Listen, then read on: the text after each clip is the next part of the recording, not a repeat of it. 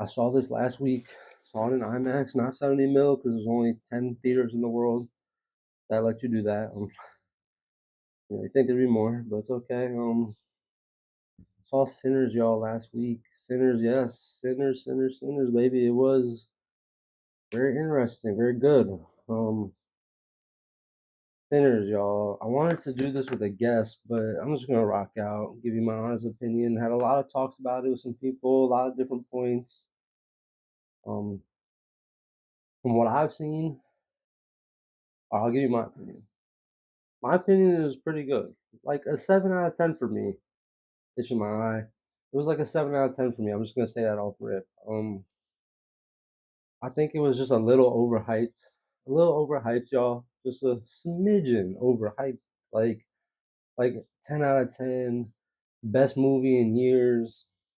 Like we haven't gotten like some super heat movies like Dune or um, Brutalist. Like I'm missing some stuff obviously, but we've gotten some super heat movies in the last 5, 10 years. And it's just like this was not like an interstellar level type of movie, and that's kind of how I felt like it was getting talked about.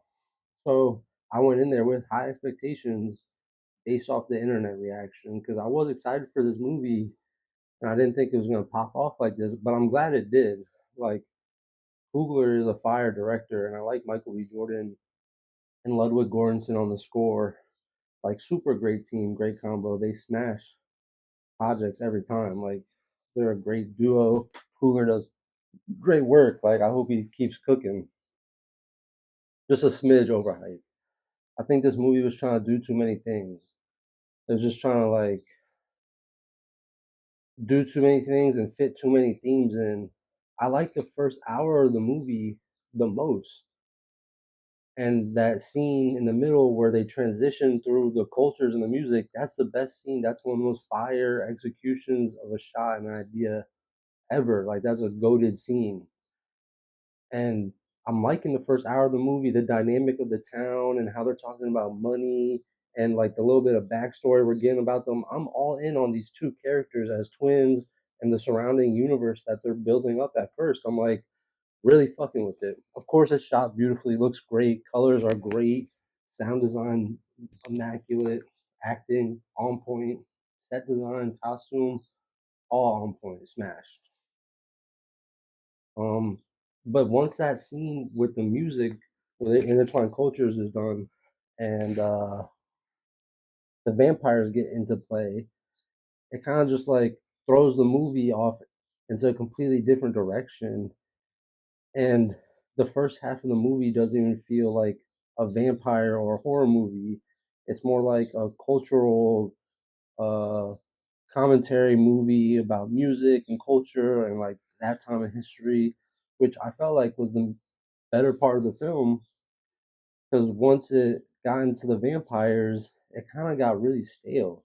Like I just feel like the vampires show up and the movie never progresses in pace. Like the movie's going like this, then the vampires come in and it kind of like flattens out for a little, and then it bumps up when they rush into the barn after she tells them to come in.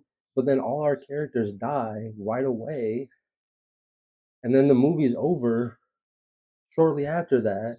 And they had all those scenes where the vampires were like outside, like let me in, and it's like I get the narrative of it and like vampires and like they want to be invited in, but it felt like that dragged a little bit, and the movie being in one location in the back half, like the juke joint the whole time, I feel like kind of staled the pace up and didn't allow the movie to like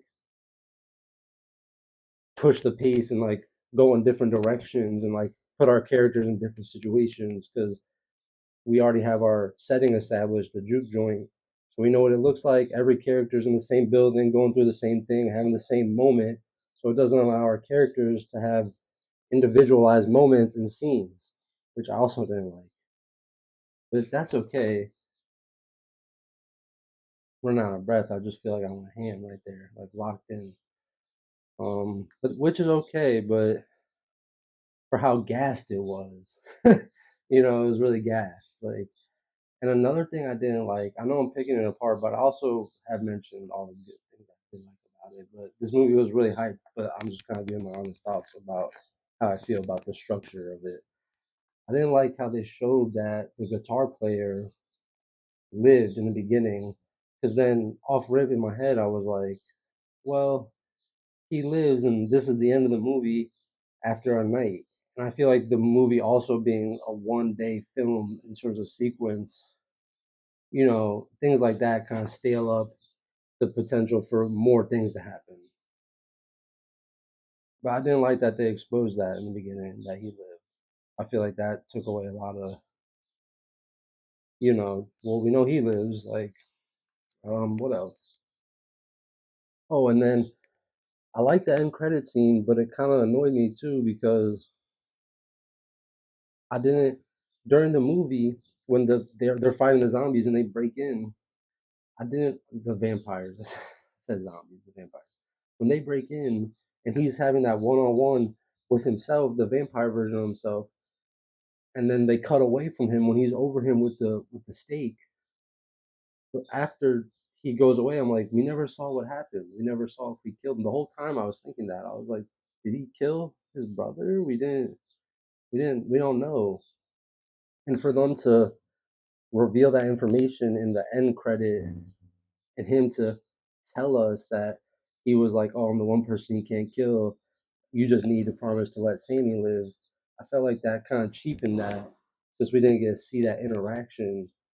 And it just kind of felt like, I don't know what the point of that was. I'm sure there's, you know, a, I would love to hear why Coogler did that and left that out for the end credit to show that the vampire version lived. I'm really curious about that. I feel like maybe one of the, and I do like how, you know, all the characters were sinning through the night. And like the one chick cheated on her husband, and the money and the greed and the lust and the seven different sins, how that was portrayed, that was dope. The acting was great. Um, cultural scene was really good. Oh, this was my last point. Yo, couple points, but no, this ties into each other. The KKK thing at the end, where he just randomly mows down those like racists, like in the morning, like randomly by himself, and the grenade and the Tommy gun, that was so unnecessary. It was so forced, and like I would love to hear his like motive behind that. Because what they could have done is this, and what they should have done. The KKK members, the racists, should have come back at night in the clan, in the clan thing on the horses with the torches. Well, the vampires were in the mix, and then also the Native American vampire hunter group, which was fired. That would be a crazy spinoff. But that group should have came back as well in the midst of all that. And then the end could have been this crazy fight scene between the guys in the barn, the KKK, the vampires, and the Native Americans. And that would have been epic and super fire and made all those different moving parts connect and the vampires connect and give it an all more tied in and giving us this grandiose action battle sequence versus that quick little barn fight we got, and then all our main characters died in like 5 minutes, and then the movie was over shortly after. I just felt like the end was very rushed and like thrown together because they spent all that time building it up. And the vampire thing was kind of like thrown in there. It felt, and I don't know. I just the movie was trying to do a lot. It was still like a 7 out of 10 for me. Acting, right? Acting, set design, production, cinematography, sound design, peak.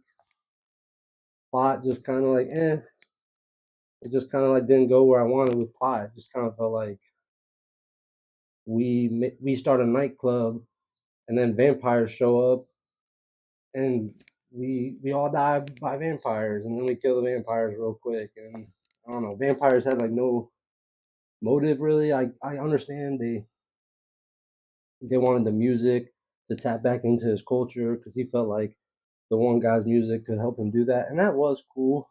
Like that was cool, but why did it have to be vampires?